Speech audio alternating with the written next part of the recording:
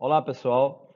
Então vamos dar continuidade às nossas aulas sobre cinemática vetorial e hoje vamos falar sobre um assunto extremamente importante, tá? No nosso estudo de cinemática, que é a composição de movimentos, tá? Em muitas situações, um movimento de um corpo A em relação a um referencial C, ele pode ser compreendido como sendo composto por outros dois movimentos, pelo movimento de A em relação a outro referencial B e pelo movimento de B em relação a C. É por isso que a gente diz que o movimento de A em relação a C é uma composição desses dois movimentos, tá? O movimento de A em relação a C é um movimento resultante entre esses dois movimentos independentes, tá?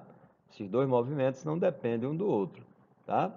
Então eu posso dizer que a velocidade que A tem em relação a C é a velocidade que A tem em relação a B mais a velocidade de B em relação a C, já que essa velocidade de A em relação a C é a velocidade resultante entre essas duas, tá? Por exemplo, o movimento de um barco em relação à Terra, ele pode ser compreendido como sendo uma composição do movimento do barco em relação às águas com o movimento das águas em relação à Terra. E, portanto, a velocidade do barco em relação à Terra é a velocidade resultante entre a velocidade do barco em relação às águas e a velocidade das águas em relação à Terra.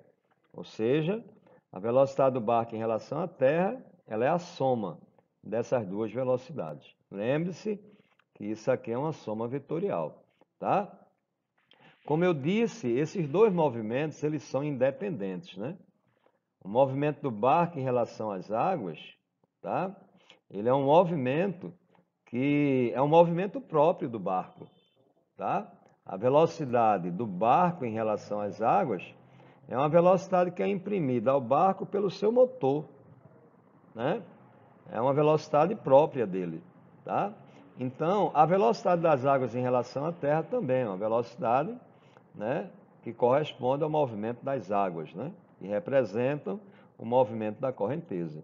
Um outro detalhe importante é o seguinte, é que o movimento do barco em relação à Terra, ele é compreendido como sendo o movimento resultante entre esses dois movimentos, mas ele é percebido como sendo um único movimento, né?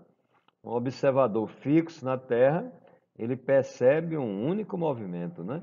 Ele mede uma única velocidade, que é a velocidade resultante, tá? Então vamos falar melhor sobre isso. Então quem é que faz a leitura de cada velocidade dessa aqui, né? Quem é que mede cada velocidade? Bem, a velocidade resultante é a velocidade do barco em relação à Terra. Então é a velocidade medida por qualquer observador que se encontre fixo na Terra. Então, o radar desse guarda de trânsito marítimo, se é que existe guarda de trânsito marítimo, ele vai ler a velocidade resultante desse barco, né? Ele vai fazer a leitura dessa velocidade, né? Até porque ele está fixo na Terra. Na verdade, ele vai ler o módulo, né? O valor dessa velocidade acompanhado de sua unidade. Então, a gente deve colocar aqui duas barrinhas, ou tirar as duas barrinhas e a setinha de cima, tá? Bem, a velocidade do barco em relação às águas é a velocidade própria do barco, né? Ela indica o sentido do movimento do barco. E o módulo dela é o registro, né? A leitura de seu velocímetro. O velocímetro ele registra o valor da velocidade do barco, o modo da velocidade do barco em relação às águas, tá? Bem, a velocidade das águas em relação à Terra, V', é a velocidade da correnteza, né? Indica o sentido do movimento das águas.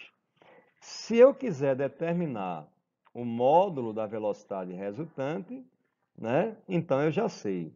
Quando dois vetores têm o mesmo sentido, o módulo do vetor resultante é a soma dos módulos. Quando tem sentidos opostos, o módulo do vetor resultante é o módulo maior menos o módulo menor. Então, a velocidade resultante do barco 1 vai ser a soma dos módulos de V e de V', né? E a velocidade resultante, ó, o modo da velocidade resultante do barco 2 vai ser, como para o barco 2, V e V' têm sentidos opostos, então o modo do vetor resultante é o modo de V menos o modo de V', né? O modo de V tem que ser maior, porque senão o barco ele não se movimenta contra a correnteza, tá? Um detalhe importante é que o barco 1, ele está se movimentando a favor da correnteza. Então a gente diz que ele desce o rio. Eu esqueci de falar aqui só um detalhe, ó. Veja, uma outra maneira de escrever aqui o módulo, né, do vetor é tirando as barras e a setinha de cima, né? Isso seria uma anotação, inclusive, mais simples, tá? Mas como eu estava dizendo, quando um barco ele se movimenta a favor da correnteza, como é o caso do barco 1, a gente diz que ele desce o rio, tá? E quando ele se movimenta contra a correnteza, a gente diz que ele sobe o rio, tá? Ok? Então vamos resolver exercícios envolvendo isso aqui, tá? Para a gente dar mais exemplos de composição de movimento. Mas vamos fazer isso em outro vídeo para que esse vídeo ele não fique mais extenso, tá? Então até lá, pessoal.